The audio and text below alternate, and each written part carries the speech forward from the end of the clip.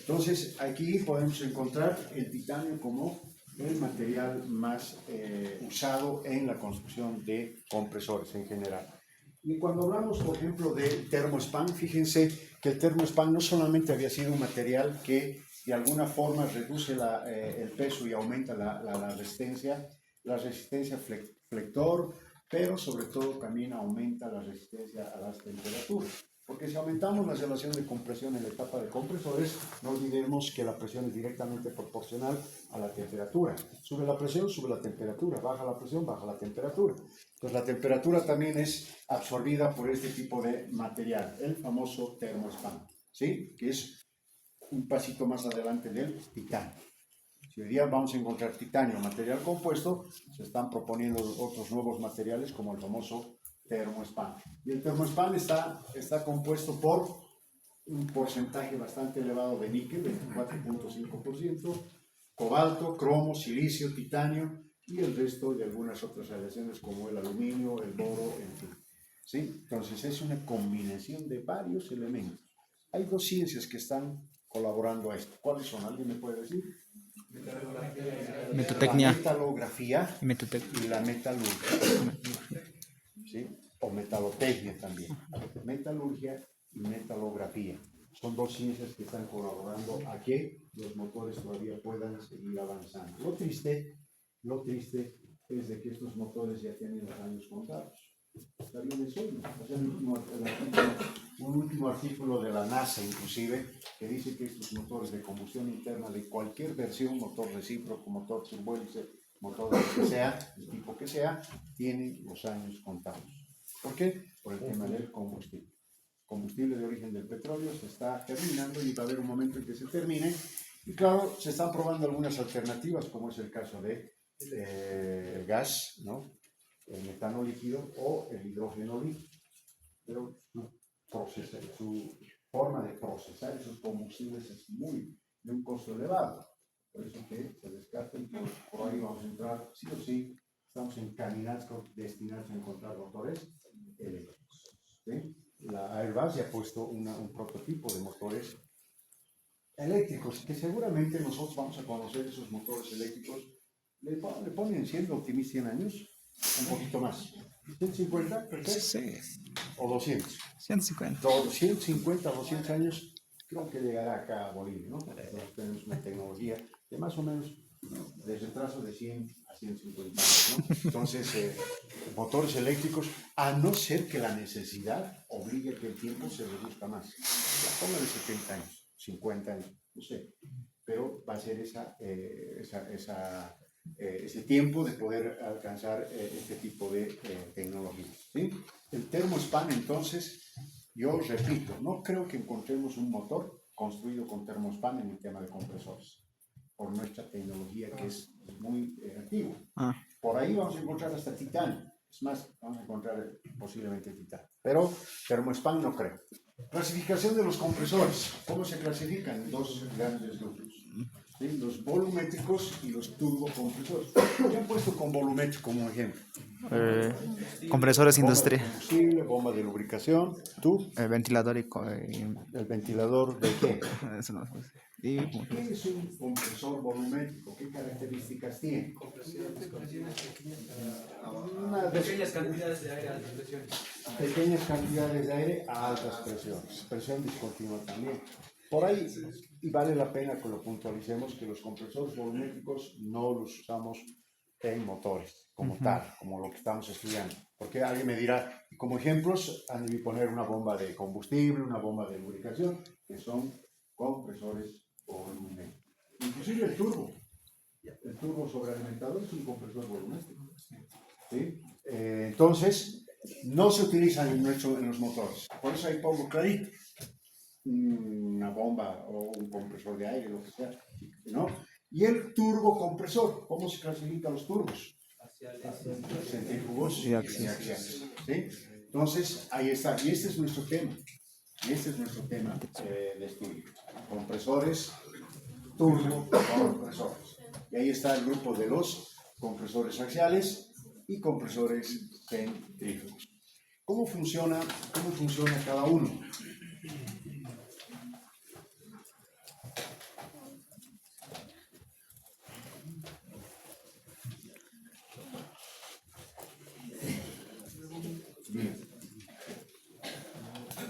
¿Cómo funciona cada uno? Lo importante es que en un compresor axial, el flujo de aire ingresa axialmente o paralelo al eje, se comprime y sale también paralelo o longitudinal al eje. ¿Qué pasa en un compresor centrífugo? Ingresa el aire paralelo al eje y sale perpendicularmente a su eje. Ese es el funcionar que tiene que estar clarito, jóvenes, a estas alturas. Yo simplemente estoy refrescando, no. Total, había un video que a veces lo podemos ver al final, que expresa de forma bien objetiva cómo entra el aire y cómo sale, tanto en un compresor axial como en un compresor centrífugo. ¿Qué componentes tiene en un compresor centrífugo? El rotor, lo que habíamos dicho acá, el rotor. Y el rotor tiene el disco y los alas.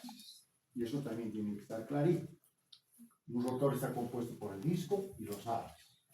Luego tiene el estator o difusor, que también tiene su carcasa y alma. ¿Cuál es la diferencia? Que son a la vez estáticos, no giran.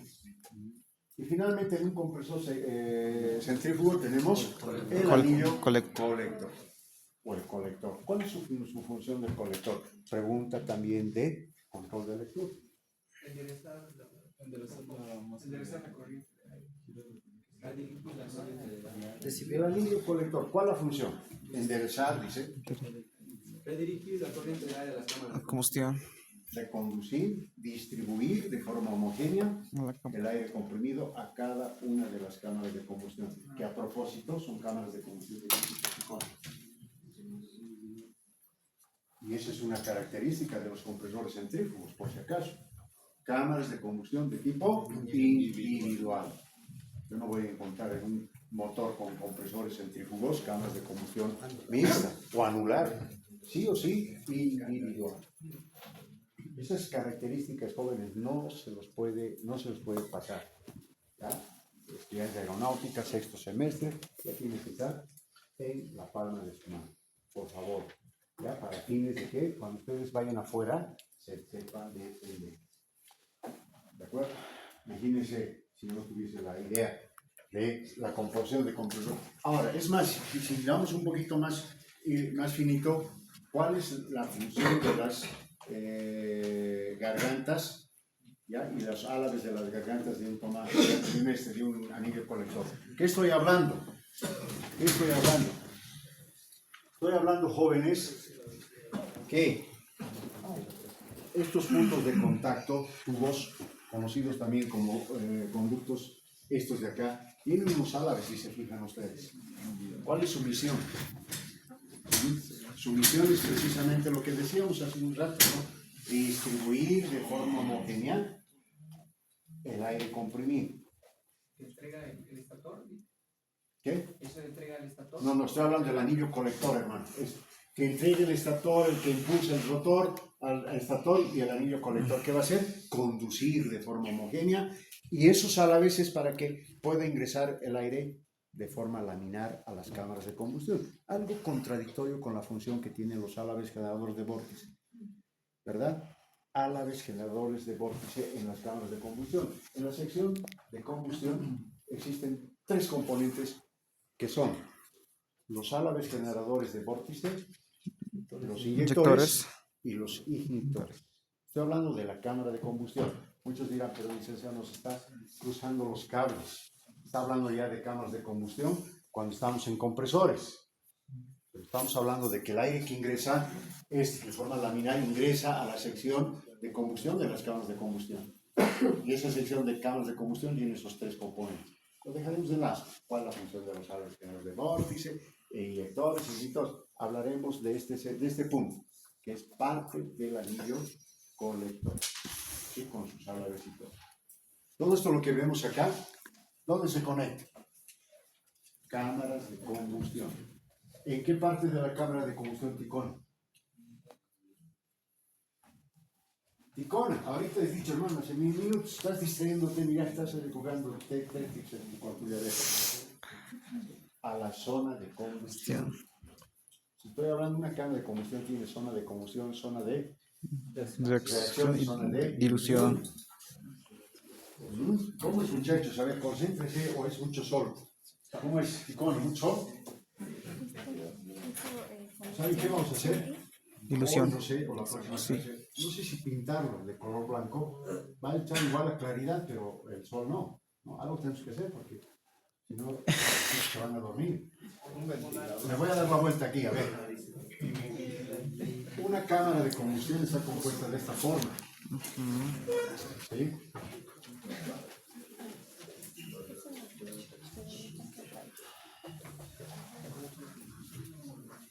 Zona de combustión, zona de reacción y zona de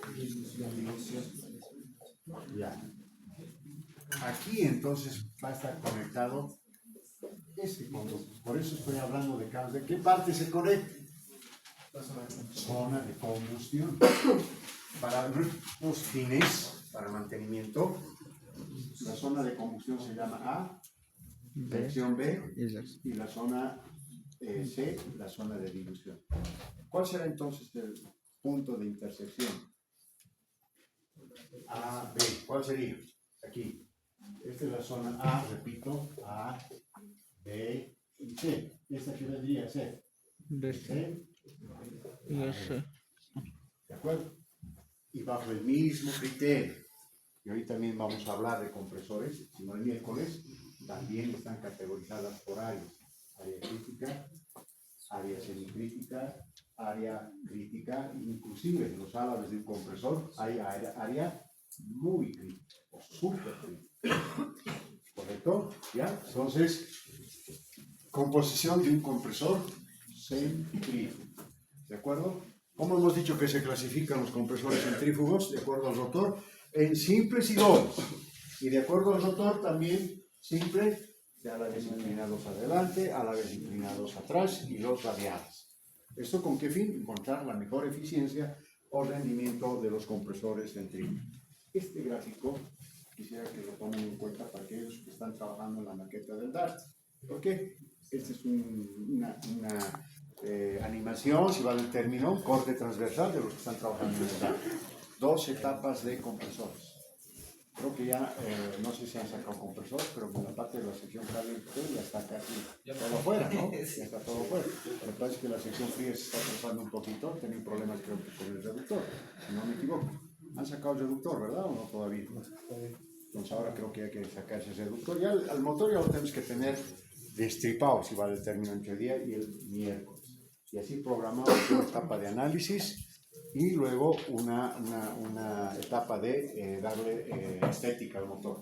Y luego vamos a ir armando de a poquito para que tengamos el tiempo necesario para hacer ciertas pruebas. 2 etapas de compresores, máximo.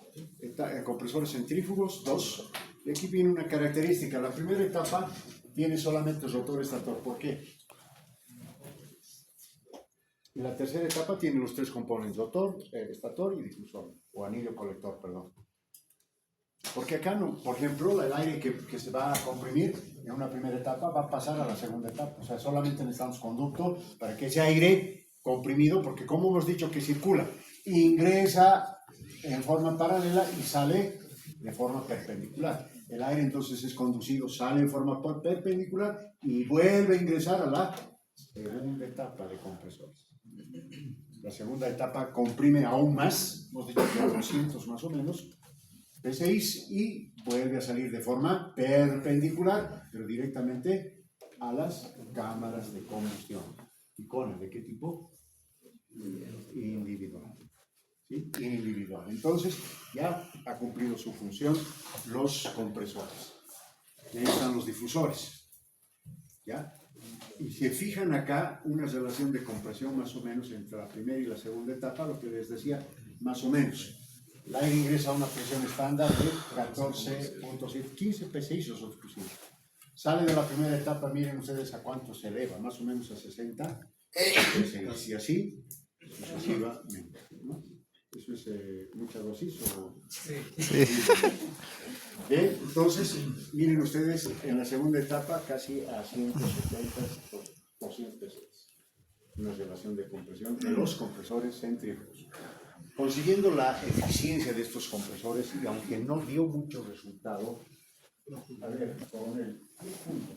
Parece que me dice. Te lo firmo, mira, testigo 449, título 400. Dame un modelito de motor que tenga un compresor doble K. Y no de Australia, no, de aquí.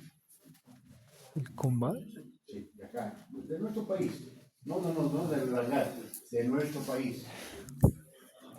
¿Tienes algún conocimiento? El comba. De algún modelo de avión, modelo de motor que tenga un compresor centrífugo doble K. 10 puntos. Para, ¿qué me dice? Un Pratt & Whitney PT6. Menos 10. ¡No! ¿Avión dijo? ¿Nadie? ¿Avión dijo o motor? ¿Verdad? Menos 10. ¿Cómo es nadie?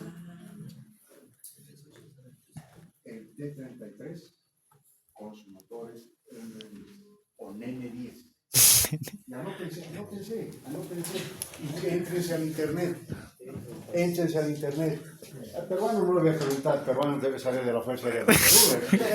No, es imposible.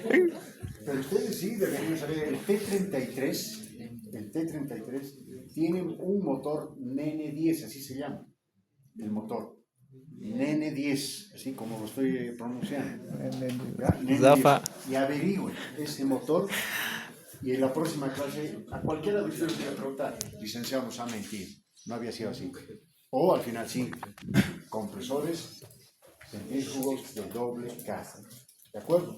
T33, que ya no está en vigencia, ya está chao, salió de servicio. ¿Ya? Ese avión tiene un motor con compresor centrífugo de doble K, el N10. Por eso que su diámetro de ese motor era bastante pronunciado. Y además era motor empotrado en el fuselaje, ¿verdad, Kiguchi? Motor empotrado en el fuselaje, en la parte trasera de lo que es el empenaje, el fuselaje del avión. ¿Sí? Avión con doble toma de aire, el T-33. Está en la Fuerza Aérea, ¿no? De movimiento ahí. Aquí del comando, ¿verdad? Sí, ahí está en la parte superior, ¿no ves? Sí. T-33. Sí, acuérdense, T-33. NN10, motor NN10. Tiene este tipo de compresor. Ahora fíjense la toma de aire. Son tomas de aire radiales, tanto en la parte frontal como en la parte trasera del motor. O sea, se canalizaba el aire para que ingrese de forma radial a la cara delantera y a la cara trasera. O sea, una configuración totalmente diferente. ¿Que eran eficientes? Sí, había bastante eficiencia volumétrica, pero la gran desventaja que tuvo estos motores era su peso, ¿ya? Porque tiene un diámetro bastante grande, el doble del DAR, por ejemplo, que tenemos acá. Cámaras de combustión más, o sea, muy robusto el motor, porque cámaras de combustión ¿de qué tipo? Ticona individual, ¿no? ¿Por qué? Porque son compresores centrífugos y eso no varía, doble cara, simple cara, radial, lo que sea, cámaras de combustión individual, ¿sí? Eso no varía, ¿de acuerdo? Y ahí está nuestro motorcito estrella del DAT, ¿sí? 2 etapas de compresores. Y hay una etapa de compresores que me gustaría que lo puedan confirmar los del grupo, es donde se inyecta, tiene unos orificios en la parte de acá más o menos, ¿sí? Tienen unos orificios que tienen 2 funciones, no sé si Adrián nos puede decir cuál es la función. Adrián. Guillermo. ¿Puedes repetirme la pregunta? Yo o él, ¿no? Hay unos orificios, les decía al grupo, que en los compresores tienen unos orificios en la parte, entre alares, parte central del rotor. Inyección de volumen. Tiene 2 funciones, Adrián. Funciones, uno, el ADI, dice. Inyección de agua metanol y el segundo. No. El segundo es precisamente para poder aliviar lo que es la caída de desplome o compresor, que también lo vamos a ver. Pero dijo lo importante, inyección de agua metanol. Y Camila, ¿Dónde se inyecta el agua metanol en un motor a reacción? Porque en un motor recíproco, creo que todos ya tenemos la idea, en la cámara de combustión del cilindro, a partir del carburador o a partir del SSU, motor recíproco. Y a la de ahí, en motores a reacción o turbohélice, Compresores. 3 lugares, ¿verdad? Ah, sí. Tobera de admisión, compresores, y ahí está, compresores. Y aquí no tengo inyector. ¿Por qué no tengo inyector acá? Se inyecta directamente en los compresores. Por fuerza centrífuga se pulveriza el agua metanol. ¿Sí? Compresores. Y la tercera, cámaras de combustión. ¿Sí? ¿Estamos bien o no? Ahora sí, Adrián. Adrián, 1,5. 2 Adrianes tenemos, ¿no? ¿Hay otro Adrián? No. Adrián. ¿Quién determina la inyección de agua metanol? O se inyecta así, como si fuese combustible, en un motor recíproco. Perdón. Si puede ser en un motor recíproco, grandioso, porque has aprobado la materia. Motor turbohélice y motor de reacción. Te voy a dar una pausa. En motores recíprocos había una válvula que se llama válvula accionada con la presión de aceite. ¿Para qué? Para que dé luz verde, ingreso libre del agua metanol al motor. ¿Por qué presión de aceite? Porque sabemos la lógica de que si un motor está funcionando, hay presión. Y si no hay presión, aunque el motor esté funcionando, ¿qué nos impulsa a hacer? Apagar el motor, ¿verdad? Entonces la presión de aceite, esa válvula es accionada por la presión de aceite, válvula que deja entrar el agua metanol al motor. Válvula accionada por la presión de aceite. ¿Y en un motor a reacción? ¿Por qué? No. En un motor turbohélice el torque. Pero en un motor a reacción, la relación de compresión de los compresores. O sea, hay aumento. O sea, que ese aumento de compresión no solamente va al motor y demás, va una señal hasta el regulador de agua metanol para que le diga, hay presión de aceite de los compresores. El motor está funcionando. Por ende, agua metanol adentro. Agua metanol adentro. La señorita, ¿en qué etapa se utiliza la ADI?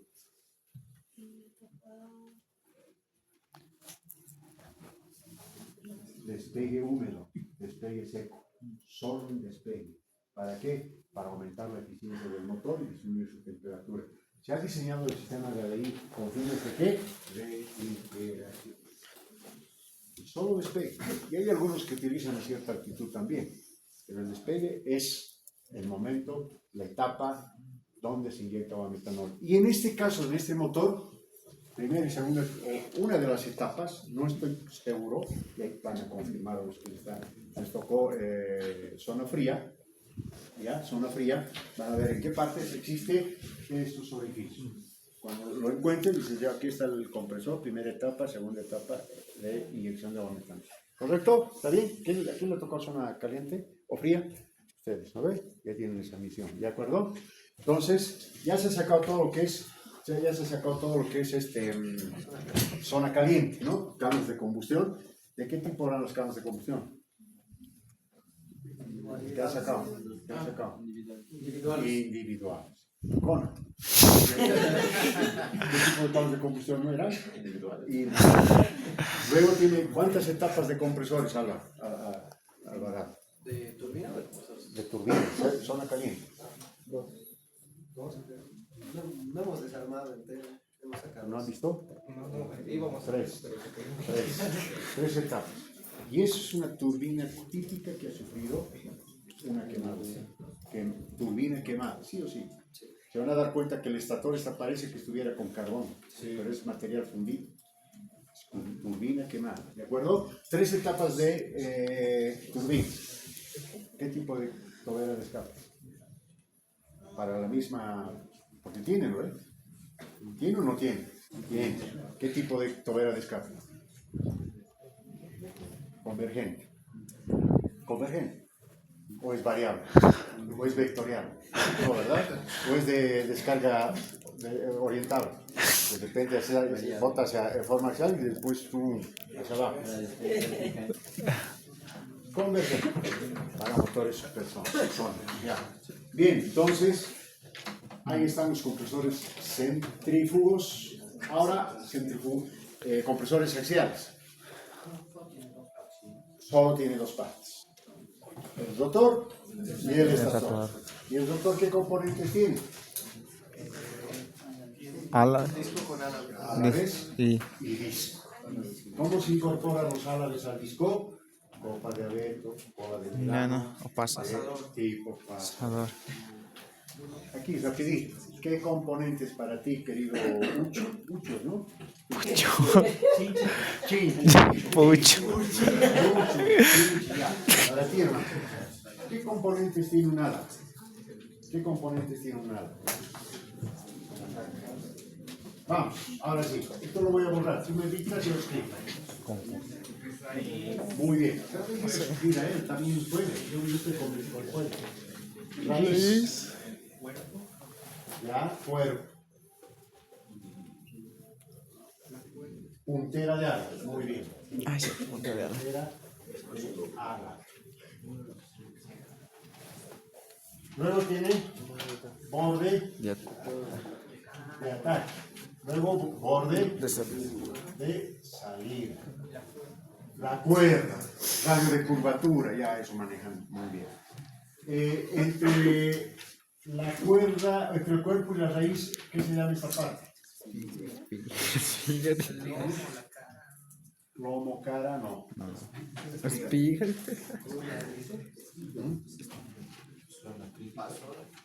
Podríamos denominar ya zona Crítico.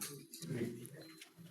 Todavía no estamos hablando de ya fines de mantenimiento o reparaciones.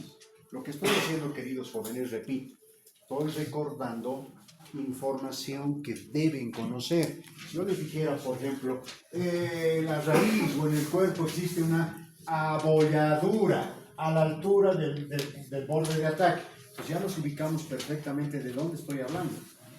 Si tengo una desportilladura, ¿sí?, en el borde de ataque a la altura del cuerpo.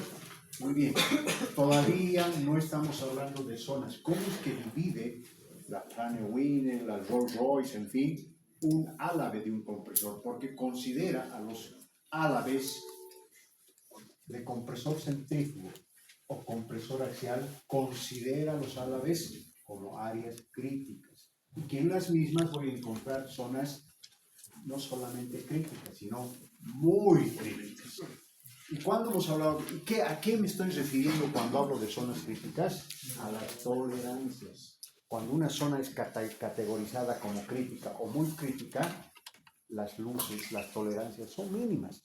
Y en algún caso no se acepta. Ejemplo, desde ahora, ejemplo, yo lo que voy a churarlo con rojo se llama zona súper crítica o muy crítica.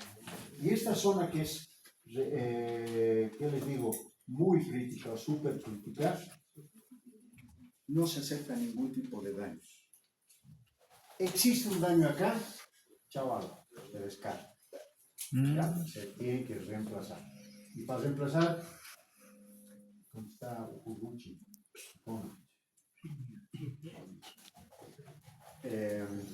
Y para reemplazar, ¿qué manual debo usar?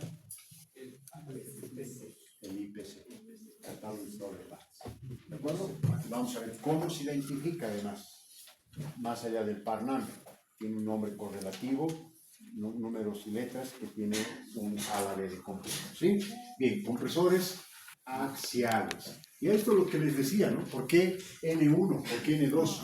Con todo este conjunto de forma convergente por donde fluye el aire, va aumentando la compresión etapa por etapa, de tal manera que va a llegar un punto, como vamos a entender, este módulo de turbinas, de compresores, este módulo está girando a ciertas RPMs.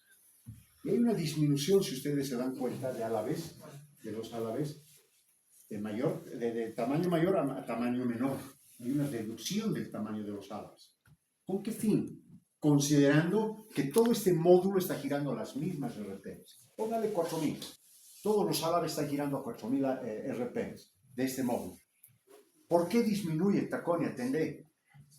¿Por qué disminuye la dimensión de los álabes? Porque tiene que ir cortando la masa de aire y comprimiendo aún más. Pero va a llegar un momento que ya no va a comprimir más, porque están girando a las mismas RPMs todo este módulo. ¿Qué significa? Significa que tiene que haber un segundo módulo, pero que gire a mayores RPMs. Y ahí está N2. ¿sí? N2. ¿Para qué? Para que el aire comprimido que está botando N1 llegue a N2 y se comprima aún más. Es más, en algunos motores tengo N3, que son a la vez más pequeñitos todavía y que van a girar a mayores RPMs que N2 y que N1. Esa es la explicación. Si yo tuviese solamente N1 con 20 etapas de compresores, lo mismo va a comprimir con 10 o con 20, porque ya ha llegado a su límite acá. Ya ha llegado a su límite y a partir de acá va a ser lineal la compresión. Por más número de etapas más que se incorpore. Entonces, ¿qué tiene que incorporarse? Mayor número de etapas, pero que gire a mayores RPMs. ¿Sí? Y ahí de pronto, si yo tengo acá, llega a este punto, ¿y cuál es el criterio para aumentar N2?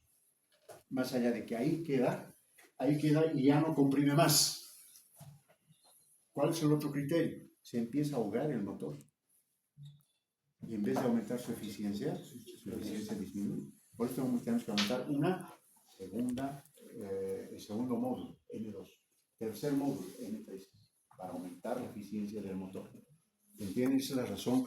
Además de que tengamos una sección convergente. ¿Estamos de acuerdo? ¿Sí? Bien. Estamos en tema de compresores, entonces, axiales. Dice, Sí. ¿y a qué se le denomina la velocidad axial? Velocidad axial, no sé cómo lo estarás tú conceptualizando, pero cuando hablamos de motores de flujo axial, es que el aire que ingresa ingresa de forma paralelo a su eje o longitudinal al eje y sale también de esa forma. ¿Me entiendes? O sea, el aire ingresa de forma paralela o axial desde el ingreso hasta la salida de la etapa de compresores. No hay una desviación, como en el caso de los compresores centrífugos, de forma perpendicular. Pablo, ¿está bien? ¿Estás entendiendo? Bien.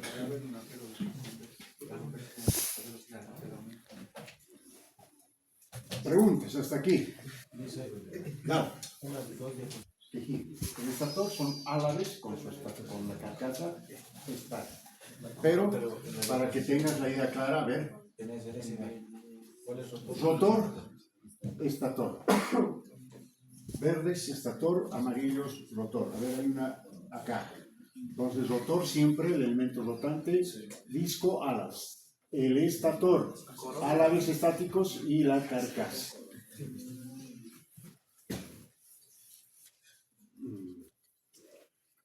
Métodos y técnicas de inspección de un compresor. A ver, los métodos más usados en